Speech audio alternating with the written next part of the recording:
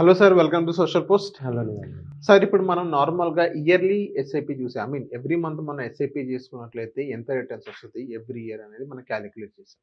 So, ఇప్పుడు మనం every day మనం ఎస్ఐపి చేసుకున్నట్లయితే ఎంతవరకు మనకు కార్పస్ అనేది మనం జనరేట్ చేయగలం? అదే ఎవ్రీ మంత్ గనక మనం ఎస్ఐపి చేసుకున్నట్లయితే ఎంతవరకు కార్పస్ మనం జనరేట్ చేయగలం? Every day SIP versus every month SIP. So, ఈ రెండిటికి మనం కంపేర్ చేసుకున్నట్లయితే ఏది ఎక్కువ రిటర్న్స్ వస్తాయి సార్? సార్ ఫస్ట్ రేహల్ గారు monthly SIP versus daily SIP మనం మాట్లాడుకుంటే అసలు ఎవరికి ఏది సూటబుల్ అనేది చూసుకోవాలి ఫస్ట్. ఎందుకంటే జనరల్‌గా సాలరీడ్ ఎంప్లాయీస్ వాళ్ళకి సాలరీస్ ఎవ్రీ మంత్ వస్తుంది కాబట్టి కొంతమందికి మంత్లీ ప్రిఫరబుల్ చేస్తారు. కొంతమంది డైలీ సిప్ కూడా చేసే ఛాన్సెస్ ఉంటాయి. ఎవరైతే జనరల్‌గా బిజినెస్ చేస్తుంటారో రెగ్యులర్ ప్రతిరోజు ఇన్‌కమ్ వస్తుంటది. అలాంటి వాళ్ళకి డైలీ సిప్ అనేది సూటబుల్ అవుతుంది. ఫస్ట్ అది అర్థం చేసుకుందాం సార్. సో, తర్వాత ఏంటంటే సార్ ఫర్ ఎగ్జాంపుల్ తీసుకుందాం మనం. Okay. Monthly investment SIP 10,000 start చేశారనుకుందాం. ఓకే. ఇన్వెస్ట్‌మెంట్ పీరియడ్ 20 ఇయర్స్ తీసుకున్నాం నేను. Okay. 20 years investment period 10,000 SIP monthly SIP start చేశారు. ఎక్స్‌పెక్టెడ్ రిటర్న్స్ అరౌండ్ 12% నేను తీసుకుంటూ కాలిక్యులేట్ చేసుకుంటే okay. So, monthly SIP calculate చేసుకుంటే వాళ్ళు ఇన్వెస్ట్ చేసిన అమౌంట్ 24 లాక్స్ అండి. Monthly SIP 10,000 SIP. ఇన్వెస్ట్ చేసుకుంటూ వెళ్ళిపోతే వాళ్ళు 24 lakhs invested amount final fund value ఏమో 20 ఇయర్స్ తర్వాత 98,92,000 అప్రాక్సిమేట్లీ అనుకుందాం. అంటే ఓకే. 99 లాక్స్ అనుకుందాం అప్రాక్సిమేట్లీ. యాక్చువల్‌గా ఆ గెయిన్ గాని చూసుకుంటే మనం వాళ్ళొచ్చిన ప్రాఫిట్ గాని చూసుకుంటే around 75 lakhs. 74 change 75 lakhs approximately. Okay. అదే డైలీ సిప్. ఇప్పుడేమో 10,000 మంత్లీ సిప్ మాట్లాడాము. ఇప్పుడు మనం డైలీ సిప్ అదే 24 లాక్స్‌ని పర్ డే గాని మనం ఇన్వెస్ట్‌మెంట్ చేసుకుంటూ పోతే సుమారుగా 333 per day daily SIP start చేసుకుంటూ వెళ్తే 24 లాక్స్ ఇన్వెస్టెడ్ వాల్యూ.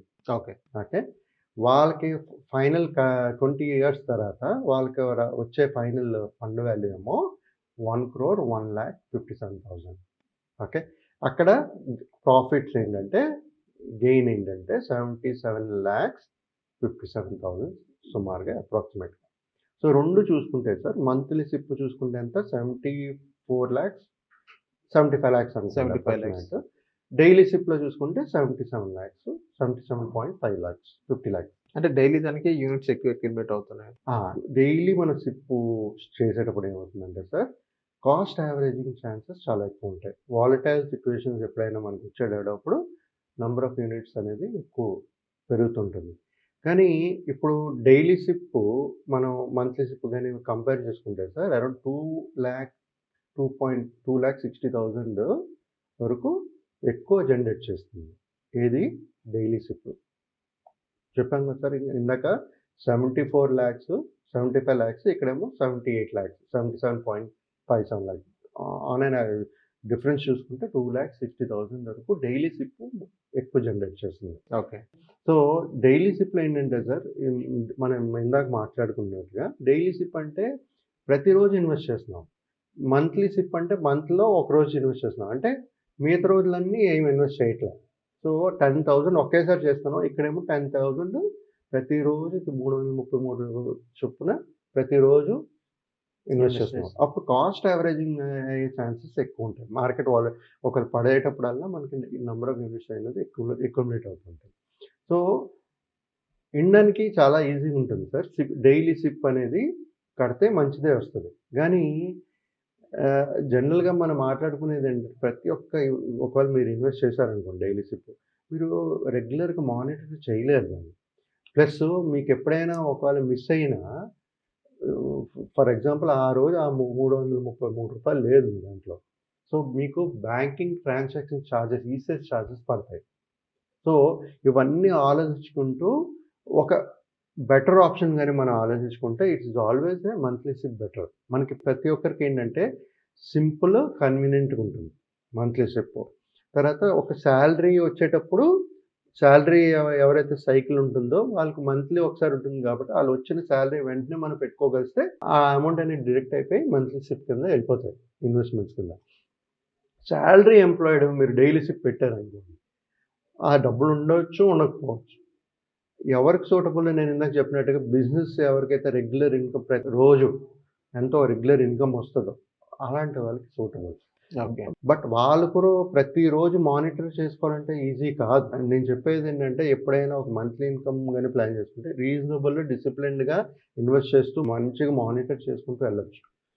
ఎందుకంటే ఇప్పుడు ప్రతి ఒక్కరు నా దగ్గర ఇన్వెస్టర్స్ చాలామంది ఉన్నారు సార్. అందరూ వచ్చి నా డైలీ సిప్ అడిగి పెట్టమన్నారనుకోండి. మానిటరింగ్ ఈజీ కాదు. యెస్. ఎందుకంటే నేను ఒక్కడిని అందరిని చూడలేను. వాళ్ళు చూడాలి. వాళ్ళు అవ్వకపోతే చెప్పాలి. రైట్? అంత ఈజీ కాదు. సో, మంత్లీ సిప్ అనేది చాలా ఈజీగా ఉంటుంది. కాకపోతే డిఫరెన్స్ ఆఫ్ 2,60,000 ఏదైతే చెప్పానో ఎగ్జాంపుల్ తీసుకొని, అలాంటి అమౌంట్‌ని మనం ఒక రిస్క్ ప్రొఫైల్ చేసుకుంటూ ఇంకా హై రిస్క్ ప్రొడక్ట్‌లో పెట్టుకొని మనం జనరేట్ చేసుకోవచ్చు. ఓకే. డైవర్సిఫైడ్ పోర్ట్‌ఫోలియోలో.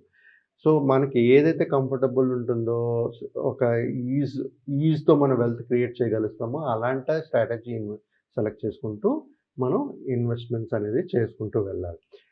సార్ మ్యూచువల్ ఫండ్స్‌లో ఎప్పుడు ఏంటి ఇంపార్టెంట్ అంటే స్టార్ట్ ఎర్లీ. యెస్. త్వరగా స్టార్ట్ చేయాలి చేయాలి. Investments. Stay invested for long term mutual ఫండ్స్‌లో.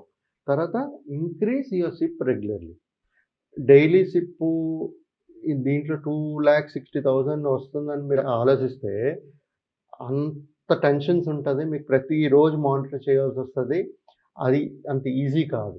ఎప్పుడైనా మనం ప్లానింగ్ చేసుకునేటప్పుడు ఒక కంఫర్టబుల్ ఉండాలి. కంఫర్ట్ లెవెల్స్ ఉండాలి. అది మంత్లీ ఎస్ఐపిలోనే ఉంటుంది.